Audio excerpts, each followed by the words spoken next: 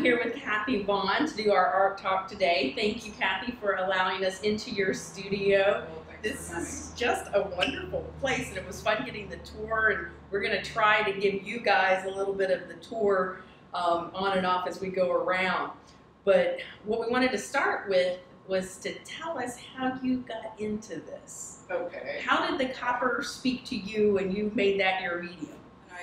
I first started working with copper about 15 or 20 years ago when I was a graphic designer. When I started in graphic design, it was very much a hands-on, did a lot of cut and paste, you drew, sort of, with hand letter and that sort of thing. And then, 2 years out of college, the Mac computers came out, and suddenly I was learning how to use computers to do my work. A little bit. It changed my world, and I have always been a very hands-on person. And so I was looking for something that I could do that got me out of my head and into my hands. And so I knew I wanted to work with a material that was, just sort of an everyday material that you would see a lot, like plumbing pipe was actually how I started. But I wanted to reinterpret it and make it into something that you would look at. Is that what I think it is? Right. And interestingly, my dad gave me all of the bones to do a lot of what I do.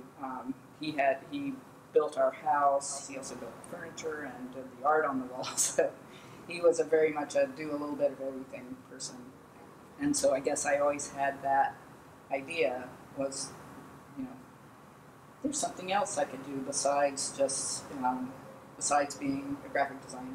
Talk to me about the process. Leaves make really distinct patterns on concrete in the fall when they fall, and they sit there for a long time. I'd gone to the roofing and supply company and bought a big 10-foot by 3-foot piece of copper and cut it down to 6-foot by 3, which was what I thought I could manage. I have a friend who has a farm out in Beaver Dam, and I called Molly up and I said, bring me some of every leaf that you come up with, because I just wanted to play and see what kind of color I could get. Prime the copper with some acid, because when you buy the roofing copper, it comes with oil on the sheet, so you need to prime it. You need an acid, a base, you need vinegar, ammonia, and salt, and acid to get a basic reaction happening with copper. Laid it all out and, did my arrangement with leaves, and was like, well, let's just kind of cover it with plastic and that'll kind of keep everything together. So I ended up leaving it for about 5 days, and when I came back, I could tell that there was some color. Started washing it off with a garden hose and rinsing the leaves away, and there was just this really incredible, very distinct imprint of leaves, and there was some color on the sheet, and then some color kind of bloomed after I washed because it started oxidizing. Right. So it was so then it was like, okay, when do I stop this, and how do I do that? So that was something else. It's all learning. Right. So this piece that I had intended to sort of, I had made a room divider, and I wanted to kind of weave some flat copper, and so my idea was I was going to take this piece and cut it up into strips and weave it, and I was like, I don't think I want to do that.